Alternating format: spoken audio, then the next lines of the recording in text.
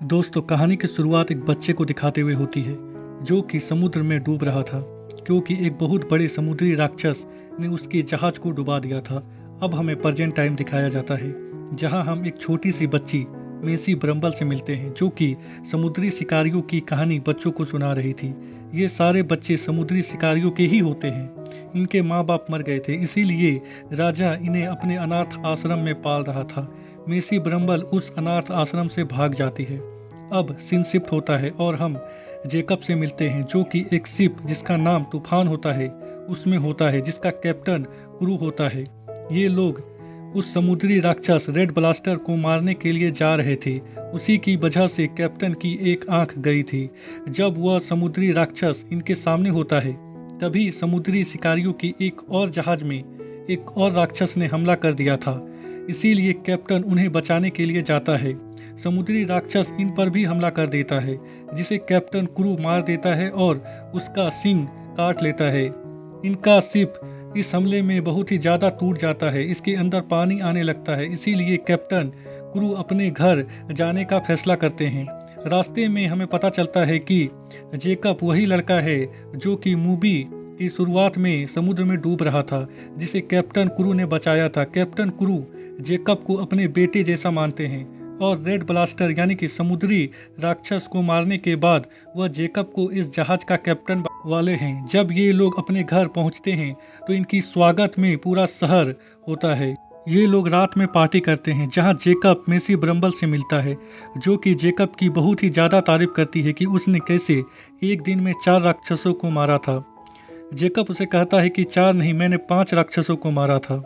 Messi ब्रम्बल उसे कहती है कि वह भी उस शिप तूफान में आना चाहती है और समुद्री राक्षसों से लड़ना चाहती है, पर जेकब उसे मना कर देता है क्योंकि वह एक छोटी सी बच्ची थी। मेसी ब्रम्बल कैप्टन से बात करने की बात कहती है और बोलती है कि वैसे भी असली पावर तो कैप्टन के पास है। जेकब उसे कहता है कि वह बहुत ही जल्द इस शिप का कैप्टन बनने वाला है और वह मेसी ब्रम्बल को वापस उसी अनाथ आश्रम में भिजवा देता है।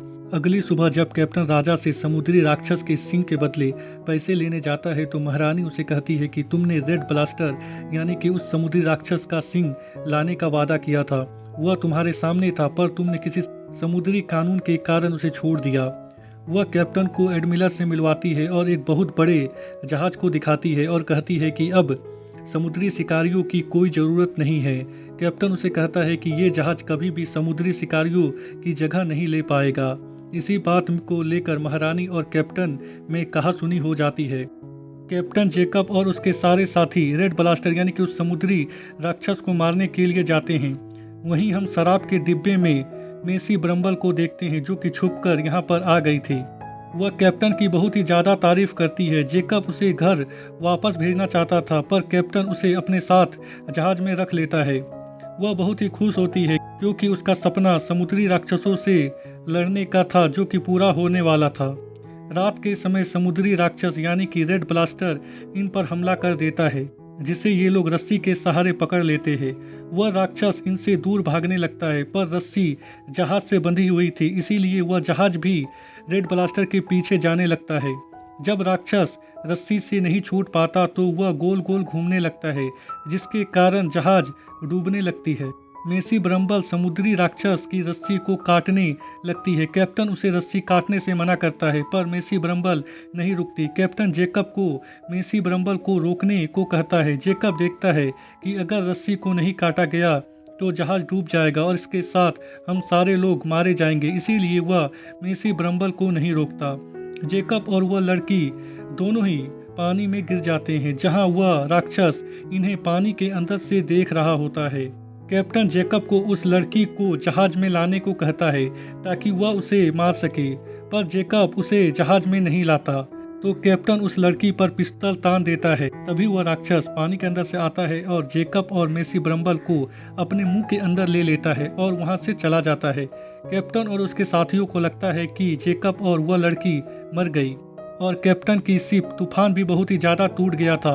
उसके अंदर पानी घुस रहा था और वह कभी भी समुद्र के अंदर डूब सकता था, इसीलिए कैप्टन उसे मुकेश बंदरगाह में रुकने को कहता है जहां वह एक जादूगरनी से मिलता है जो कि उसे रेड ब्लास्टर को मारने के लिए एक हथियार देती है जो कि बहुत ही जहरीला होता है।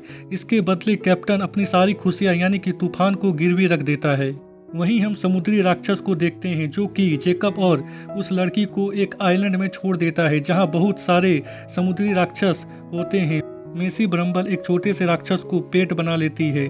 वहां पर बहुत सारे अंडे भी होते हैं जो कि टूट जाता है और सारे बच्चे इनके पीछे भागने लगता है और उसकी मॉम भी इनके पीछे भागने लगती है। उस राक्षस का एक बच्चा जेकब की पीठ में चिपका हुआ होता है जिसे मेसी ब्रम्बल निकाल कर उसकी तरफ फेंक देती है और नाव में बैठकर भागने लगती है। तभी एक समुद्री राक्षस जेकब और उस लड़की पर हमला कर देता है जिससे रेड ब्लास्टर यानी कि वह समुद्री राक्षस इनकी जान बचाता है। जेकब टूटे हुए नाव को लेकर वहां से जाने लगता है।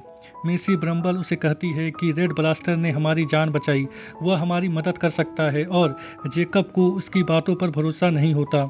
मेसी ब्रम्बल रेड ब्लास्टर को यानी कि उस समुद्री राक्षस को अपनी बात समझाती है और कहती है कि क्या तुम हमें उधर ले जा सकते हो। वह राक्षस पानी के अंदर चला जाता है। जेकब कहता है कि रेड ब्लास्टर तुम्हारी बात समझ गया और शायद वह हमारी मदद नहीं करना चाहता है। जेकब मेसी ब्रम्बल को नाव से पानी निकालने को कहता है। तभी रेड ब्लास्टर समुद्र के अंदर से आता है और उन्हें अपने पीठ में बिठाकर उन्हें उनकी मंजिल की ओर ले जाता है। उसके शरीर में बहुत सारे चाकू लगा हुआ होता है जिसे मेसी ब्रम्बल निकाल देती है। रेड ब्लास्टर भी जेकब की मछली पकड़ने में मदद करता है और उन्हें एक टापू में छोड़ देता है जहां जेकब को समझ में आ जाता है कि समुद्री राक्षस इतने भी बुरे नहीं हैं जितना वह उन्हें समझ रहा था। वह रेड ब्लास्टर यानी कि उस समुद्री राक्षस से वादा करता है कि आज के बाद वह कभी भी किसी समुद्री राक्षस का शिकार नहीं करेगा। रेड ब्लास्टर की नज़र एडमिरल की शिप में जाती है। एडमिरल का एक आदमी भी रेड ब्लास्टर को देख लेता है और एडमिरल के आदेश में वह उस रेड ब्लास्टर पर गोली चला देता है जिसके बाद रेड ब्लास्टर उस शिप की ओर बढ़ता है जिसे मेसी ब्रम्बल रोकने की कोशिश करती है। रेड ब्लास्टर यानी कि वह समुद्री राक्षस उस शिप को पूरी तरह से तबाह कर देता है और एडमिरल को मारने ही वाला होता है कि जेकब उस पर गोली चला देता है और उसका ध्यान अपनी ओर आकर्षित करता है और उसे मेसी ब्रम्बल को दिखाता है कि उसे चोट लग गई है और वह घायल है। यह देखकर रेड ब्लास्टर शांत होने लगता है। तभी कैप्टन क्रू अपने साथियों के साथ आता है रेड ब्लास्टर को मारने के लिए। रेड ब्लास्टर उसे देख लेता है और उसे गुस्सा आ जाता है और वह उसकी तरफ जाने लगता है। कैप्टन उस हथियार का उपयोग करता है जो कि वह जादूगरनी से लेकर आया था और रेड ब्लास्टर को मारता है जिससे रेड ब्लास्टर कमजोर हो जाता है। कैप्टन उसके शरीर से उस हथियार को निकाल देता है ताकि वह मरे ना और उसे अपने साथ रस्सी में बांध कर अपने घर की ओर ले जाता है। वहीं हम जेकब और मेसी ब्रम्बल को देखते हैं जो कि कैप्टन के शिप में होते हैं जिन्हें कैप्टन ने माफ कर दिया था। मेसी ब्रम्बल कैप्टन को रेड ब्लास्टर को छोड़ने को कहती है पर कैप्टन इस बात को नहीं मानता। जेकब भी रेड ब्लास्टर की मदद नहीं कर पाता। जब कैप्टन घर पहुंचता है तो सारे लोग उस राक्षस को देखकर बहुत ही खुश होते हैं। महारानी कैप्टन से कहती है कि आखिरकार आप शर्त जीत गए। कैप्टन महारानी से कहता है कि जब हम अगली बार यहाँ पर आए थे तो आपने कहा था कि समुद्री शिकारियों की अब कोई ज़रूरत नहीं है, पर आपका जहाज एक ही झटके में टूट गया था। यह कहते हुए कैप्टन उस समुद्री राक्षस के शरीर के ऊपर चढ़ जाता है और उस हथियार से समुद्री राक्षस को मारने ही वाला था कि तभी वहां पर जेकब आ जाता है और वह कैप्टन को रोकने की कोशिश करता है पर कैप्टन नहीं रुकता। जेकब और कैप्टन में लड़ाई होने लगती है। उधर हम मेसी ब्रम्बल को देखते हैं जो कि रेड ब्लास्टर की रस्सी काट रही थी। कैप्टन जेकब को हरा देता है और पानी में गिरा देता है। तभी कैप्टन की एक साथी मेसी ब्रम्बल की मदद करती है रस्सी काटने में और जब कैप्टन रेड ब्लास्टर को मारने ही वाला होता है तभी वह रस्सी से आज़ाद हो जाता है और वहां तबाही मचा देता है। राजा रानी भी उसे देखकर भागने लगते हैं। रेड ब्लास्टर कैप्टन को मारने ही वाला होता है कि मेसी ब्रम्बल उसे रोक लेती है और कहती है कि इस तरह तो जंग कभी भी खत्म नहीं होगी। रेड ब्लास्टर भी उसकी बात मान लेता है। जेकब सबके सामने समुद्री शिकारियों की तरफ से रेड ब्लास्टर से वादा करता है कि अब वे लोग कभी भी किसी भी समुद्री राक्षस का शिकार नहीं करेंगे। मेसी ब्रम्बल सबके सामने राजा और रानी को एक्सपोज कर देती, कहती है कि हमें हमारा जो इतिहास पढ़ाया गया है वह पूरी तरह से गलत है। समुद्री राक्षस कभी भी तट पर आए ही नहीं होते हैं। ये सब राजा रानी ने हमसे झूठ बोला था और आज भी ये लोग हमसे झूठ ही बोल रहे हैं।